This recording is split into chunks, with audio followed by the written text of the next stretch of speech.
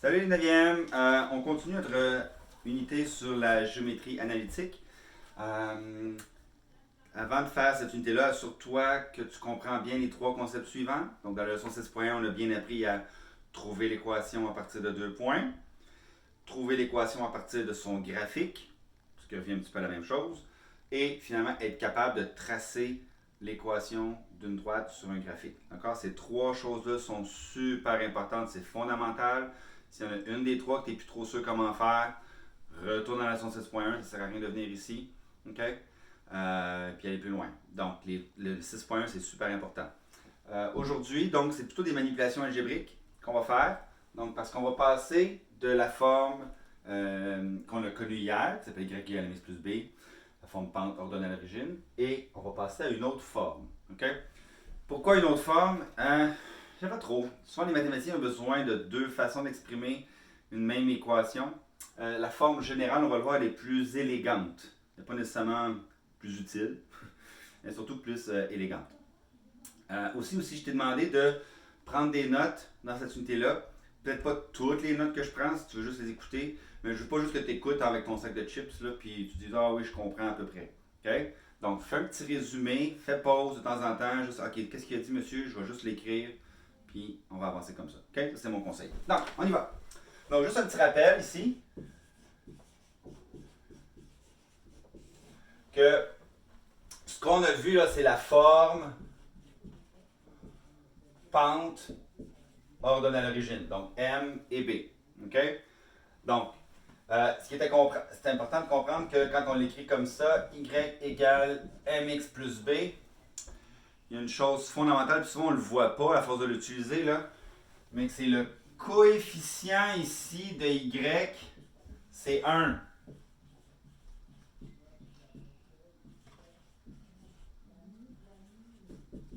OK? Je n'ai pas insisté là-dessus dans la première leçon, OK? Mais ça va devenir important là, de comprendre que ce qu'on veut quand on a y égale mx plus b, c'est pas 2y égale mx plus b, c'est pas moins y égale mx plus b, c'est vraiment plus 1y égale mx plus b. OK? Donc c'est comme si y était isolé. D'accord? OK. Je vais tout de suite faire la leçon, la partie B. Je vais te faire la définition de la forme générale. Tu dois l'apprendre par cœur. OK? Alors la voici. AX plus BY plus C est égal à 0. D'accord? Donc, ceci donne une droite, effectivement. OK? Tu vas le voir là, que les paramètres A, B et C ici vont rendre l'équation plus élégante. On va voir un petit peu pourquoi. OK? Donc, j'y vais. Tu sais quoi la définition en plus de ça? On a quelque chose de plus important. On a que A, il faut que ce soit positif et que A appartienne au nombre naturel. Les nombres naturels, c'est quoi? Tu te souviens? 1, 2, 3, 4, 5, 6, 7, 8, 9. OK, donc juste des nombres entiers positifs. B et C, eux autres, ils appartiennent à Z. Ça veut dire quoi Z? Ben, moins 1, moins 2, moins 14, okay? Plus 4, plus 9. Donc, ce sont tous les entiers positifs et négatifs. OK? Donc, A, il doit être en premier ici. Il doit être positif. B et C peuvent être positifs ou négatifs. Ça n'a pas d'importance. OK? Alors, ça veut dire quoi? En conclusion, là-dedans, là, il n'y a aucune fraction. OK? Il n'y a aucune fraction. Si je te demande la forme générale puis tu as une fraction, ça veut dire que tu as fait une erreur. OK? Puis le coefficient de x est positif. Et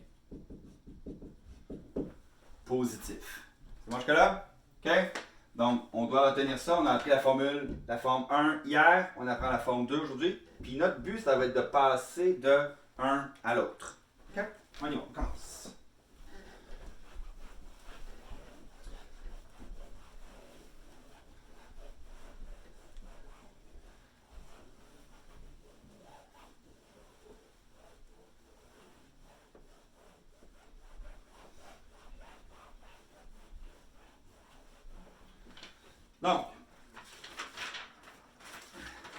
C. On va passer de la forme y égale à mx plus b à la forme générale. Okay? Et pour ça, je pense que je vais éteindre cette lumière-là. Je pense qu'on va mieux le voir si je l'éteins. Parce qu'on voit un petit peu mieux. Okay.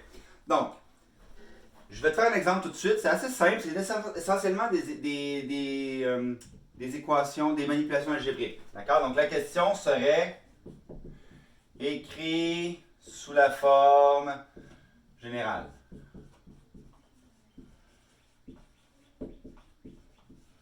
OK? Puis là, ce que je ferais, je te donnerais une équation. A, je te dis celle-là. A, y égale à 2x moins 5. OK? Donc, on a m égale 2, b égale à moins 5, mais ce n'est pas ça qui nous importe ici. OK? Donc, c'est important de comprendre que je dois tout ramener à gauche pour que ce soit égal à 0. N'oublie pas que quand tu envoies ça de l'autre côté, on ne dit pas égal rien. Rien en mathématiques, c'est 0. Donc, ce que je vais faire, c'est que je vais tout envoyer de ce côté-là. OK? Je vais donc avoir moins 2x, parce que 2x devient moins 2x, moins y qui est déjà à gauche.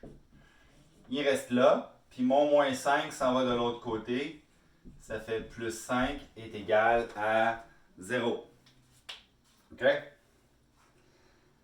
Une fois que j'ai ça, je m'assure. Est-ce que c'est la forme générale? Bien, ici, j'ai 5. C'est bon, c'est un entier. Ici, le coefficient C1, c'est un entier. Moins 2, oups, lui, il faut qu'il soit positif. Donc, comment je fais pour rendre ça positif? N'oublie pas, c'est une équation. Avec une équation, j'ai le droit de faire ce que je veux, que je fais de chaque côté. Donc, moi, ce que je vais faire, je vais tout multiplier par moins 1 fois moins 1. OK? Ce qui va se passer, c'est que je vais avoir 2x moins y, puis le plus 5 va devenir moins 5, est égal à 0. Et voilà, ceci est l'équation y égale à 2x moins 5 sous la forme générale. C'est la même équation. La même chose, c'est la même droite. OK? Plus tard, je vais te montrer un logiciel qui peut tracer des droites rapidement. Tu vas voir que si tu mets ça puis ça dans l'équation, ça va donner la même chose. B. J'en fais un autre. Y égale à moins 2 tiers x plus une demi. OK. Donc, je sais que si je veux la forme générale, il n'y aura pas de fraction. Ben, nous, on sait, on a appris dans l'unité 4 comment aligner les fractions dans une équation. Donc, je vais tout multiplier ça par 6. D'accord? Donc, pourquoi 6? Ben, parce que j'ai 3 puis 2 ici, tout simplement. Donc, je vais dire 6y. Donc, je vais faire 6, 6, 6 ici. Donc, 6 sur 3, il va me rester 2. 6 sur 2, il va me rester 3. J'oublie pas mon signe ici. Ça va donner moins 4x. Hein? 2 fois moins 2, ça fait moins 4x.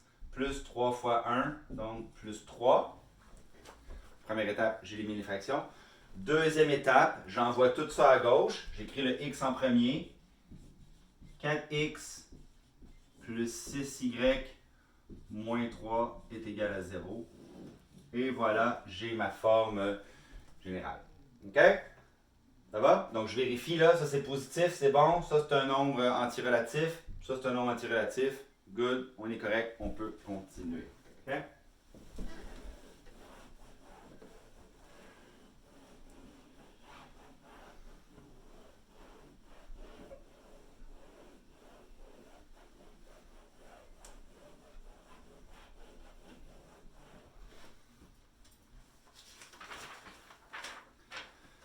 OK, on va faire dans l'autre sens maintenant. D de la forme générale à la forme y égale mx plus b. OK? La technique est simple. Technique. Isole y. OK? De la même manière que si je te demandais dans une équation résous, puis là tu me dis x égale, mais ça va être la même affaire. Pourquoi? Je répète, ton coefficient ici est 1. Donc c'est comme si y était isolé. OK? On fait un exemple. Écrit sous la forme, bon, tu comprends la question là? Y égale à mx plus b. On l'appelle la forme pente ordonnée à l'origine, celle-là, je rappelle. OK? 3x plus 2y moins 5 est égal à 0. OK? Sache que la question aurait pu être posée différemment. Ici, je te demande d'écrire sur la forme mx plus 2 et j'aurais pu te dire, OK, c'est quoi la pente de cette droite-là? J'aurais pu te demander, c'est quoi l'ordonnée à l'origine de cette droite-là? Ou j'aurais pu te dire, ben, es-tu capable de tracer cette droite-là? D'accord? Donc, tout ça, ça revient à la même chose. Ça, ici, on n'est pas capable de tracer directement. Donc, la première étape, c'est toujours de revenir à notre bon vieux y égale à mx plus b. Puis après ça, on est capable de faire les autres questions. Donc, moi, mon but, c'est d'isoler y. OK? J'ai plus de y ici, donc je vais envoyer le 3x de l'autre côté, le moins 5 de l'autre côté. Donc, je vais avoir 2y est égal. Le 3x va devenir moins 3x et le moins 5 va devenir plus 5. OK, je suis proche. Donc, évidemment, je vais diviser par 2.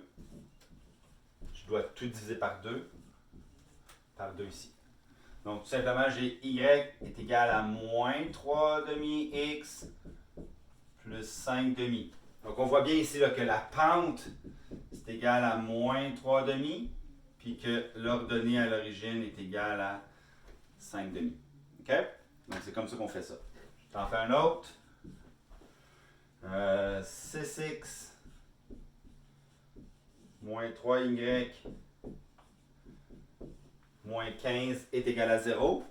OK? Donc, tu as compris la technique. J'ai moins 3y ici, je vais le garder à gauche. J'envoie les deux autres. Donc, je vais avoir moins 3y est égal à moins 6x plus 15. Je vais diviser ici par moins 3. C'est important, on divise par négatif. On ne veut pas juste diviser par 3, on doit diviser par moins 3. Je dois diviser par moins 3 partout. Et je fais attention à mes signes. Donc, tout ça, ça s'annule. Il va me rester y. 1 moins divisé par 1 moins, ça fait un plus. Donc, je vais avoir 2x. 15 divisé par moins 3, ça va faire moins 5. OK? Donc, la pente est 2. Puis, l'ordonnée à l'origine, c'est moins 5. D'accord? M égale 2, B égale à moins 5. Ça va? Donc, là, on a fait dans les deux sens. OK? Très bien.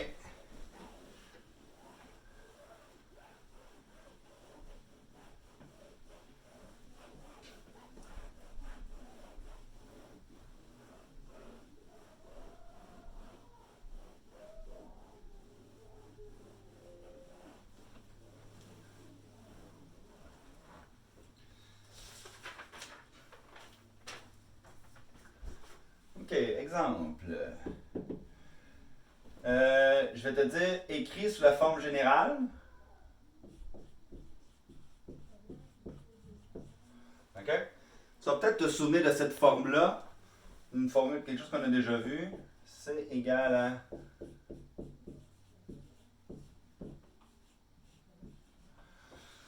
Donc, ça, c'est l'équation pour faire la relation entre les Celsius et les Fahrenheit. OK?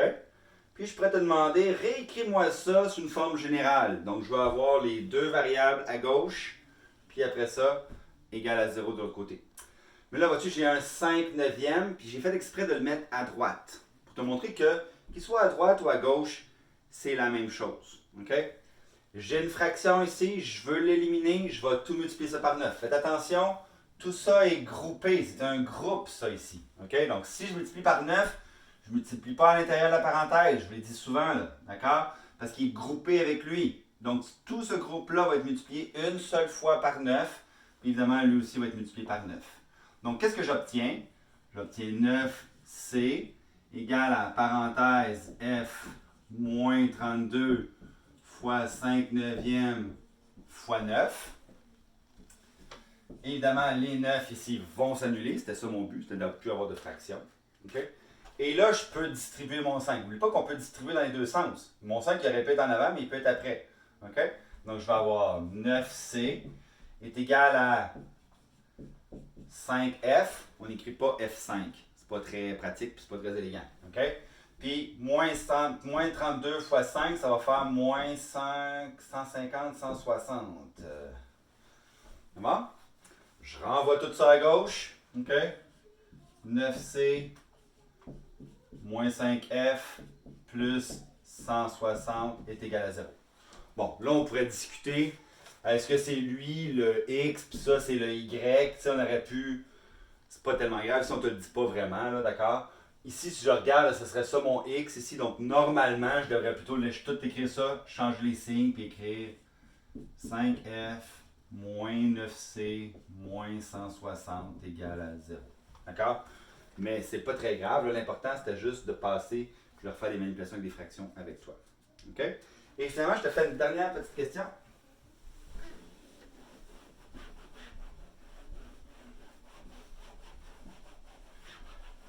Quand on est dans la leçon 6.2 et que tu as fait la leçon 6.1, voici mon dernier exemple.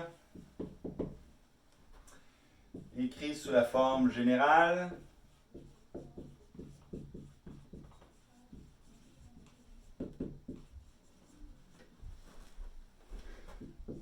La droite qui passe par moins 2, 4 et 3, moins 5. D'accord? On a fait cette question-là dans la leçon 6.1. Donc, on sait comment trouver. Bon, pour la forme générale, ben, c'est simple. On va d'abord trouver la forme mx plus b, puis après ça, on va transformer sous la forme générale. Donc, j'ai 2 points, toujours la même chose. Première étape, je calcule la pente. Donc, y2 moins y1, moins 5, moins 4 sur 3 moins moins 2.